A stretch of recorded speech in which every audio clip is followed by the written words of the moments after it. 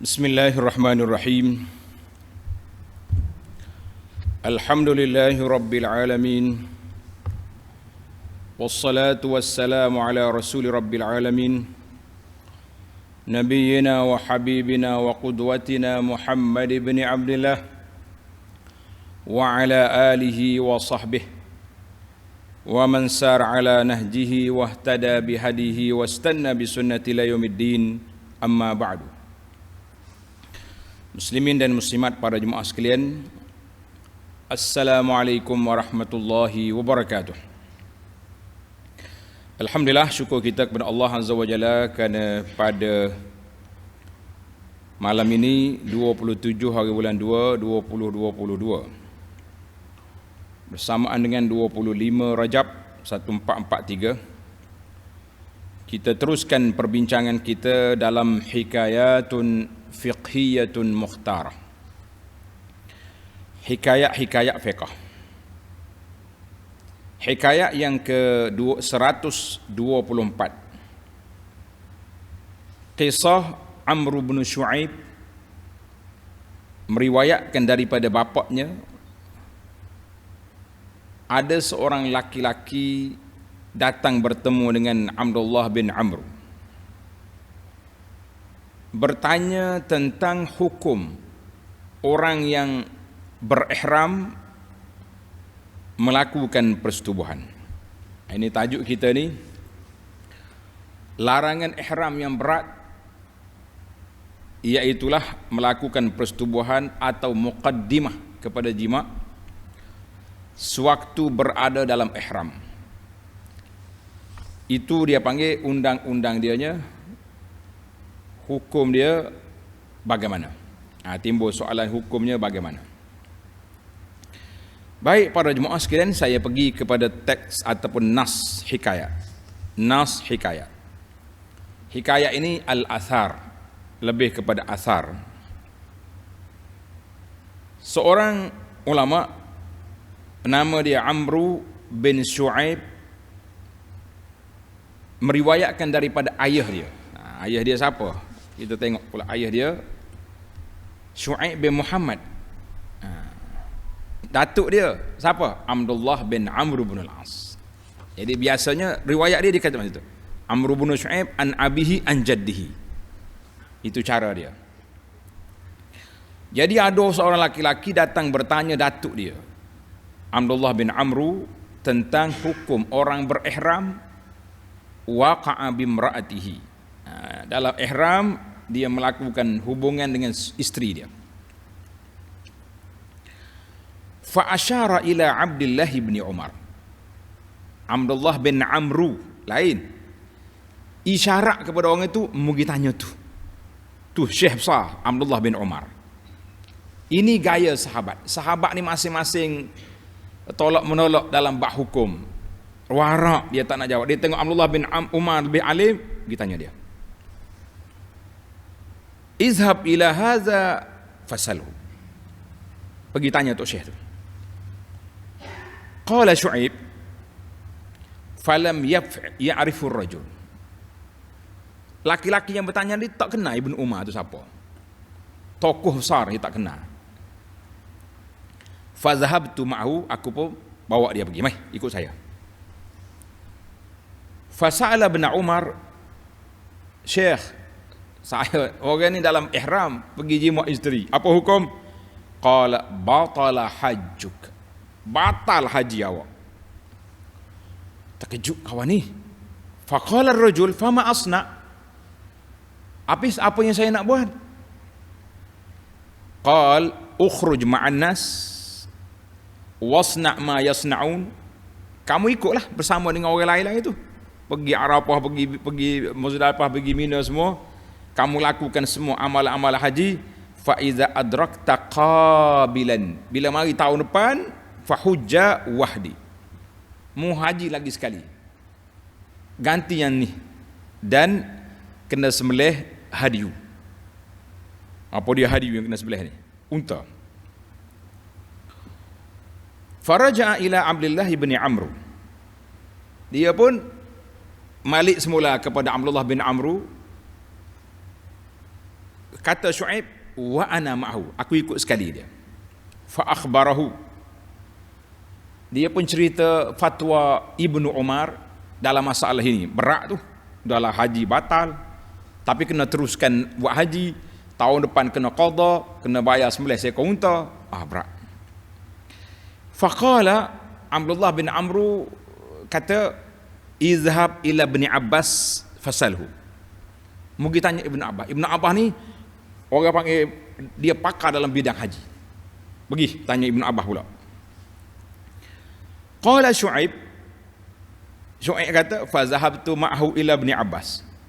Aku pun bawa orang ni pergi jumpa Ibn Abbas pula. Boleh jadi ni masa haji ni, sahabat-sahabat berkumpul di Mekah, jadi senang cari orang tu, cari orang ni.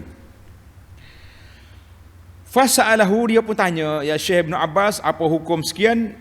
Faqala lahu kama qala Ibn Umar. Ibn Abbas fatwa dia sama dengan Ibn Umar. Sudah. Faraja'a ila Abdullah bin Amr, balik semula kepada Ibnu Amrin, wa ana ma'hu, aku ikut sekali. Fa akhbarahu bima qala Ibn Abbas, dia pun cerita Ibn Abbas pun sama Syekh dengan Ibn Umar. Thumma qala, aku tak mau tanya orang lain dah. Ma taqulu anta, tuan Syekh sendiri apa pula pandangan? Suruh orang tu, suruh orang ni, dia sendiri alim besar. Itu dia panggil warak sahabat. Faqala Abdullah bin Amru qawli mislu ma qala, pendapat aku sama dengan dua Syekh tadi. Batal haji, kena qada balik dan kena bayar hadiah. Asar ini diriwayat oleh Imamul Baihaqi, wa qala hadha isnadun sahih, Al-Baihaqi fi As-Sunan Al-Kubra. Jadi Al-Banna dalam Fathul Rabbani qala rawahu Al-Baihaqi bi isnadin sahih. Jadi alhamdulillah, sesalah masalah kita, itulah kata di para ulama, suatu perbuatan yang membatalkan haji. Ini dilalatul hadis, satu-satunya amalan membatalkan haji, iaitulah apabila seorang berihram melakukan jima' isteri dia sebelum tahallul awal, ataupun orang melakukan umrah melakukan jima' sebelum pergi tawaf, batal. Habislah. Jadi kata di dalam kitab Al-Mughni, hukum umrah sama dengan hukum haji. Rusaknya haji dengan sebab wati, jima' sebelum selesai daripada sa'i umrah, dan tapi dia kena ikut, maknanya bagi orang haji sebelum tahallul awal dia panggil. Tapi dia kena pergi selesaikan haji dia walaupun dah rusak, dan dia wajib qada sebagaimana berlakunya dalam bab haji. Mana kalau umrah pun sama juga, kena sudah, lepas tu pergi buat umrah lain pula mari. Cuma bezanya umrah kena kambing, haji kena unta. Itu kata siapa? Al-Mughni dari Ibn Qudamah.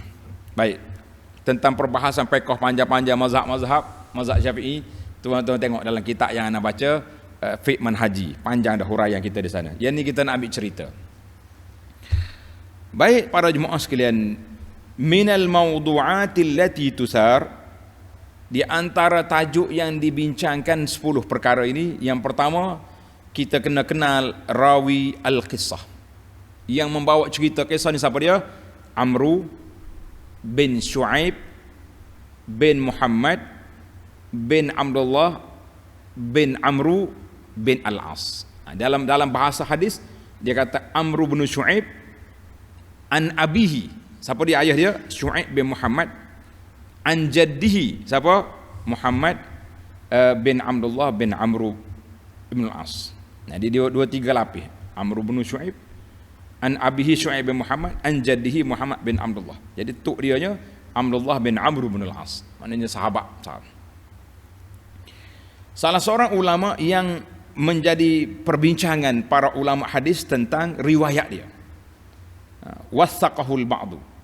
Ada ulama kata riwayat dia thiqah, ada yang mengatakan boleh diterima, ada yang mengatakan pandangan dia tu perlu diperkuatkan dengan riwayat lain. Jadi sebab itulah kata di para ulama, hadis Amr bin Syuaib ni dia tak pergi kepada darjat yang tinggi, sebab ada perbincangan di situ. Baik. Wa qala fihi al-Bukhari. Imam Bukhari kata apa?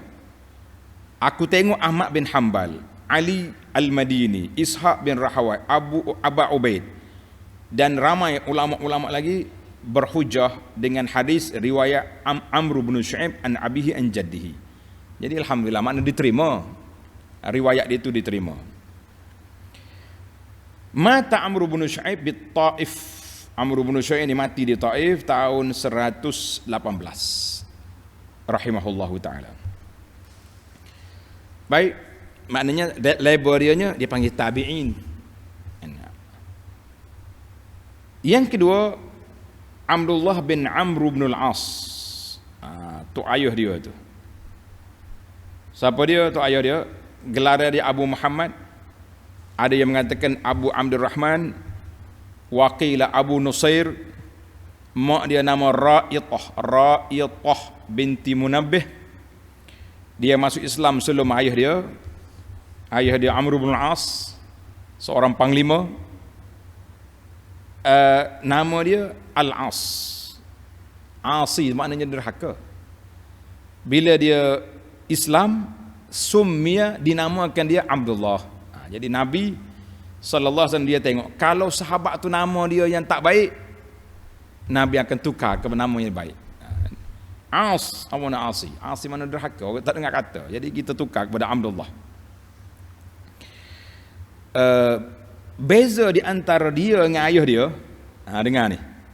Walam yakum bainahu wa baina abihi siwa 11 sanah. 11 tahunnya beza. Ayah dia kahwin muda. Qala fihimun Nabi sallallahu alaihi wasallam. Nabi puji keluarga dia. Dia kata ni'ma ahlul baiti Abdullah wa Abu Abdillah wa Ummu Abdillah. Apa ni, di antara ahli rumah keluarga yang baik itu Abdullah, ayah kepada Abdullah, mak kepada Abdullah. Wa kana Abdullah mujtahidan fil ibadah, seorang yang kuat beribadat dan dalam ilmunya luas. Alhamdulillah. Adapun Abdullah bin Umar yang menjadi mufti yang pertama diminta tanya tadi, telah banyak kali dah kita ulang cerita dia. Abdullah bin Umar ni anak kepada Sayyidina Umar bin Khattab. Masuk Islamnya awal, dia dalam keadaan dia masih kecil, berhijrah bersama ayah dia ke Madinah dan dianggap muda, belum cukup balik pada peperangan Uhud, dan dia sempat menyaksikan peperangan Parik, Khandaq tahun yang kelima, Bai'atul Ridwan tahun yang keenam, kemudian diikuti semua peperangan Nabi sallallahu alaihi wasallam. Wa qala anhu Rasulullah sallallahu alaihi wasallam, Nabi kita kata apa kepada Abdullah bin Umar? Nabi kata inna Abdallahi rajulun salih. Abdullah ni seorang laki-laki yang saleh. Kata Ibnu Mas'ud puji Ibnu Umar. Dia kata apa? Inna amlaka syabab Quraisy. Pemuda Quraisy yang paling kuat mengawal diri dia daripada godaan dunia, iaitulah Abdullah bin Umar. Abdullah ni zuhud orangnya. Dunia tak mampu nak goda dia. Alhamdulillah. Wa qala Jabir bin Abdullah, ma minna ahadun adrakat dunya. Tidak ada di kalangan kami yang sempat untuk memiliki, menguasai dunia ini, illa malat bihi wa mala biha.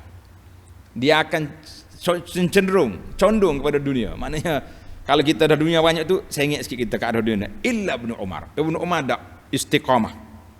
Kata orang, dunia di tangan, dunia dalam poket, bukan dalam hati.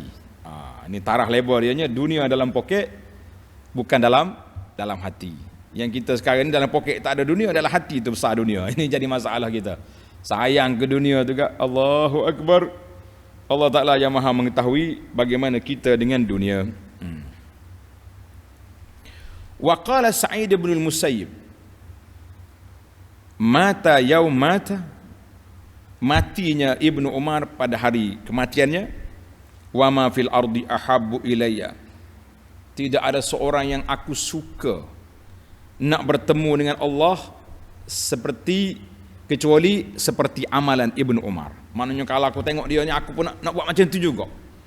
persiapan untuk mati, untuk bertemu dengan Allah Azza wa Jalla. Nak mati ni, nak bertemu dengan Allah macamlah Ibnu Umar. Macam Ibnu Umar. Wa qala Az-Zuhri la na'dilu bi ra'yi ahadan. Oh, kita tak akan samakan pandangan dia dengan orang lain. Maknanya tajam. Wa qala Malik, Imam Malik kata aftanna sittina sanah. Ibnu Umar telah berfatwa selama 60 tahun. Jadi mufti 60 tahun. Baik. Yang keempat, mufti yang kedua siapa? Abdullah bin Abbas bin Abdul Muttalib Al-Hashimi, sepupu Nabi sallallahu alaihi wasallam, digelar dengan nama Al-Habru wal Bahru. Maknanya lautan ilmu yang sangat luas. Nabi kita sallallahu alaihi wasallam berdoa untuk dia 2 kali. Allahumma faqihu fid din wa 'allimhu at-ta'wil. Kata Ibnu Mas'ud, ni'ma turjumanul Quran Ibnu Abbas. Sebaik-baik ulama yang menafsirkan Quran, tafsir Ibnu Abbas. Cuma untuk perhatian para pengkaji, ada tafsir yang orang terjemah sekarang, nama dia tafsir Ibnu Abbas, Tanwirul Miqbas min tafsir Ibnu Abbas. Itu para pengkaji tafsir mengatakan tidak sahih sandaran tafsir itu kepada Ibnu Abbas. Banyak riwayat yang tidak sahih. Jadi hati-hatilah, jangan duk main. Dia adalah jalur-jalur riwayat dia, murid dia yang dipercayai ada. Tapi kalau nak ambil Ibnu Taw, ada ni orang tunjuk, ustaz, kami ni geng kami tadabbur Quran dengan tafsir Ibnu Abbas. Saya kata kenapa? Ustaz dia kata bagus. Kata suruh cakap dengan ustaz, suruh dia cemak balik, adakah sahih tafsir ini dinisbahkan kepada sandarannya kepada Ibnu Abbas. Ini penting. Baik. Dalam peristiwa ini, hikayat kita ini, iaitulah hikayat suami berihram melakukan hubungan dengan isteri. Waradat iddat athar, terdapat beberapa kisah peristiwa-peristiwa yang berlaku ketika suami dalam ihram berhubung dengan isteri. Kisah ini terbagi kepada 2. Satu dia panggil muda'abatun dunal wiqa', gurau-gurau ya. Saya directlah senang, cium-cium je, gosok-gosok. Itu satu. Yang kedua, gosok-gosok sampai jima. Dalam ihram ada berlaku kes. Di antara riwayat yang disebut, ini dikumpul oleh pengarang kitab ni, saya bacalah senang. Yang pertama, rawa Mujahid meriwayatkan bahawa ja'a rajulun ila Ibni Abbas radhiyallahu anhuma. Seorang mari tanya Ibnu Abbas, ya Ibnu Abbas, ahramtu, saya pakai ihram. Fa'atatni fulanatun fi zinatiha, isteri dia tu dengan berhiasnya, comel-comel, jangok lawa, comel lotnya kata orang mari. Fama malaktu nafsi, aku tak dapat kontrol diri aku, maka dia pun lakukan perbuatan melanggar larangan ihram. Kata di Mujahid, fadhahika Ibnu Abbas rahimahullah hatta stalqa. Ibnu Abbas ketawa, siapa rebah dia suka. Apa engkau pakai ihram ni, tergoda dengan bini. Hei, Ibnu Abbas kata innaka la syabak. Syabak ni maknanya syadidus syahwah. Semua ni syahwatmu ni mengganas sangat ni. Allahu akbar, berat. Maka Ibn Abbas kata la ba'sa alaika ihrik daman. Mana dia kata tak ada masalah lah, tapi kamu kena sembelih seekor. Dia tak sebut ni apa ni, sebut sembelih apa, kambing ke unta ke lembu, tidak sebut. Waqad tamma hajjuka, maka dengan itu tamatlah dia punya haji. Jadi ada mengatakan haji ke sini atau umrah, tidak detail, tapi itu je riwayat yang ada. Maknanya kita perlu detail nanti. Dia beza di antara melakukan persetubuhan setelah tahallul awal dengan sebelum tahallul awal. Yang kata wusu' haji tadi qabla tahallul awal. Ataupun masalah umrah. Cerita yang kedua, an Sa'id bin Jubair. Sa'id bin Jubair menceritakan anna rajulan ahalla, ada seorang laki-laki berniat. Ahalla itu makna labba, bertalbiyah, labbaik Allahumma labbaik. dia bersama dengan isteri dia melakukan umrah. Faqadat manasikaha illa taksir. Isteri dia dah tawaf, sa'i, sepatutnya dia guntinglah rambut, baru dia panggil tahallul. Tapi dia tak gunting. Terlupa nak gunting. Faghashiyaha qabla an tuqassir. Terlupa nak gunting, dia dah melakukan persetubuhan. Fasu'ila Ibnu Abbas an zalik. Dia pergi tanya Ibnu Abbas, ya Syekh, ya Mufti Ibnu Abbas, macam mana aku ni, umrah aku ni macam mana? Innaha la syabaqah. Ibnu Abbas kata, mu ni kuat nafsu. Faqila lahu innaha tasma'. Dia kata dia dengar tu, bini dia dengar hukum ni apa yang jadi. Fastahya min zalik. Maka dia pemalu daripada betul. Waqala ala alam tumuni. Kenapa mu tak bagi tahu bini mu dengar sebelah tu? Ibnu Abbas ni malu juga orangnya. Wa qala laha ahriqi daman, ataupun dia kata bagi tahu kepada dia sendiri, kita boleh juga. Maka dia kata ahriqi daman, kamu sembelih seekor. Qala madza anhari, aku sembelih apa? Unta, lembu, kambing. Qala ayyu zalika afdal, yang mana lebih afdal? Qala naqah, sembelih seekor unta. Wa la'alla hadza ashbah. Jadi cerita yang kedua ni sama cerita yang pertama tadi, rawahu Sa'id bin Mansur. Cerita yang kedua ni riwayat Ibn al-Baihaqi. Satu lagi cerita yang ketiga an Sa'id bin Jubair juga. Seorang laki-laki datang melakukan persetubuhan dengan isterinya dalam umrah. Sudah dia buat, faqalat inni lam uqassir. Bang, saya tak cukur lagi, tak gunting lagi tadi tu. Sudah. Faja'ala yaqdu sya'ra bi asnan. Dia pun gigit rambut bini dia tu dengan gigi dia. Apa kalau cakap awal tadi aku gigit dulu, jadilah dia punya tahallul. Dia tahallul ni menghilangkan rambut. Tak kira kita potong dengan gunting, kita ambil api bakar, boleh je. Cabut, gigit, semua boleh. Tapi masalahnya Atta buat dulu, baru isteri kata alam uqassir, bang saya belum gunting lagi. Sudah. Dia pun pergi tanya Ibnu Abbas pun jawab yang sama, kena sembelih seekor. Tidak disebut seekor apa. Dan ditanya ulama, dia kata kaza qala wa lam yuzkar fi Ibnu Abbas. Dalam riwayat ini tak sebut Mufti Ibnu Abbas. Kita kata wallahu alam, yang pentingnya riwayat-riwayat ini daripada Sa'id Sunan Al-Baihaqi Kitabul Hajj. Maka para jemaah sekalian, yatabayyanu minal akhbar wal atharis sabiqah, daripada cerita-cerita hikayat yang ada itu menunjukkan bahawa godaan dalam haji itu besar. Sebab apa? Allah Ta'ala sebut faman farada fihinnal hajj fala rafatha wala fusuqa wala jidala fil hajj.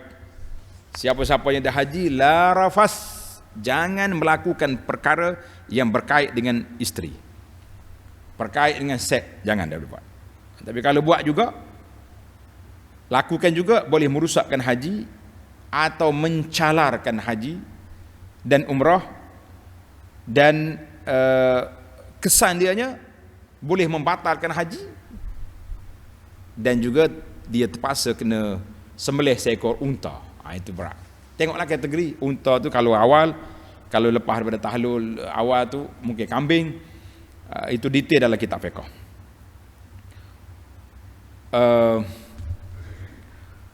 Ana tengok pemerhatian saya lah. Ini cerita pengalaman sikit. Bila Allah Ta'ala larang, benda tu jadi berat. Tuan-tuan tengok dalam surah, dalam ayat yang kita baca ni, Allah Subhanahu wa Ta'ala sebut dalam Quran, faman farada fihinnal hajja fala rafatha wala fusuqa wala jidala fil hajj. Siapa yang mengerjakan haji, la rafatha, dia punya ayat apa? Cari ayat dulu.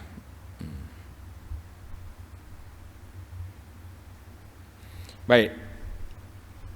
Siapa dia mengerjakan haji, fala la rafasa wala fusuqa wala jidala fil hajj. Ini tiga ni penting. Jangan sekali-kali kamu melakukan rafas. Apa dia rafas? Rafah ni maknanya pergi melakukan hubungan yang berkait dengan isteri. Itu dia panggil rafas. Wala fusuqa. Jangan buat benda jahat. Benda yang tengok ayat 197 surah Al-Baqarah. Ayat 97 surah Al-Baqarah. A'udzubillahi minasyaitonir rajim. Al-hajju ashhurum ma'lumat. Haji itu beberapa bulan yang tertentu. Faman farada fihinnal hajj. Siapa dah niat haji, termasuklah umrah. Fala rafatha, jangan buat perkara yang berkait dengan wanita. Wala fusuq, jangan buat benda jahat, maki orang ke, pukul orang ke, curi barang ke, sepak pula. Wala jidal, jangan berbantah dengan mulut. Jadi para jemaah sekalian, tanda ayat ni, ayat 197 Baqarah ni, bila Allah larang, dia jadi berat. Godaan tu mari selalu. Mudah nak kelahi dengan orang. Orang baik-baik dekat rumah ni dengan isteri dia kelahi Mekah. Kita kata na'udzubillah lah. Tak, pergi Mekah hidup kelahi dia. Jangan. Bila kita baca ayat ni, pernah saya cerita sekali dalam perbincangan di Mekah, hikmat ayat haji. Ada seorang pakcik ni pencen dah dia. Dia tepuk lantai, terkejut saya. Tepuk. Dia kata, kenapa? Ingat nak marah kita. Allah dia kata. Betul Allah Ta'ala sebut ni, memanglah Allah Ta'ala sebut ni betul. Saya kata, kenapa tu? Dia kata, saya duduk kat rumah, nenek dia tidur dengan cucu-cucu seminggu, 10 hari, 2 minggu, tak cari pun, kita tidur seorang, bangun sedar tengah malam tahajud. Duduk Mekah ni awal dia tidur bilik lain, kita duduk bilik lain, berasa lain macam pula dah. Teringat ke dia lah macam-macam cerita. Tengok, kacau, syaitan mari kacau. Kita kata kalau macam tu ambillah bilik 2 orang, tak kacau orang. Dia kata ingat kau tak apa, duduk rumah lagu tu dah. Ya masya Allah tabarakallah. Jangan main-main, jangan gurau kalau ada duit tu carilah pekeh-pekeh 2 orang sebilik lah, cari duk pasar, cari cerita. Tapi ingatlah waktu lalang ihram jangan duk cari pasal, cerita lain pula berlaku. Baik, isu yang keenam, apabila seorang suami bermudaabah, gurau-gurau dengan isteri dengan perkataan ataupun sentuh-sentuh je, fa afdha zalika ila nuzuli syahwat. Maknanya tapi tidak sampai kepada keluar mani. Tapi ada syahwat lah. Maka dia telah melakukan telah melakukan pelanggaran di dalam la rafasa. La rafasa. Maknanya muqaddimah jima' termasuk dalam rafas walaupun tak sampai ke jima'. Tapi tidak rusak lagi haji dan umrah dia. Mendapat majoriti ulama kata belum rusak.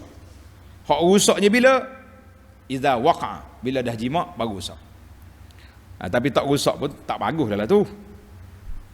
Maka dengan itu, yang ketujuh, apabila seorang ihram wati jima' isteri dia di faraj, tak kiralah keluar mani tak keluar mani, faqad batala hajjuhu, dan termasuk jugalah umrah dia sekiranya dia belum selesai lagi.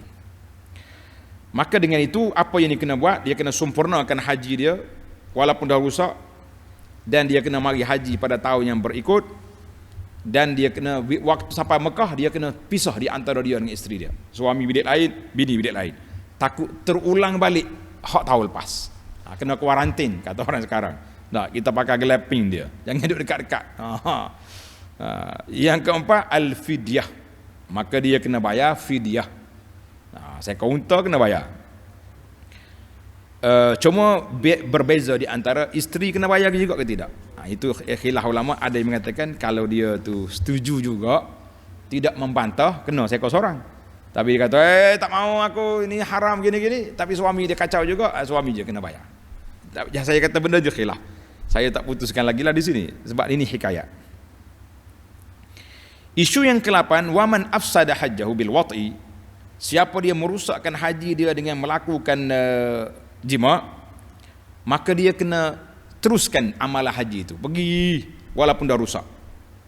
Dia kena melakukan sebagaimana yang berlaku, kan? Wa alaihi qada, dan dia kena ganti balik haji dia tadi, sebab haji dia punah. Dia telah punah, rusakkan dengan tu. Maka jadi masalah lah, perkara yang besar yang merusakkan amalan haji, yang merusakkan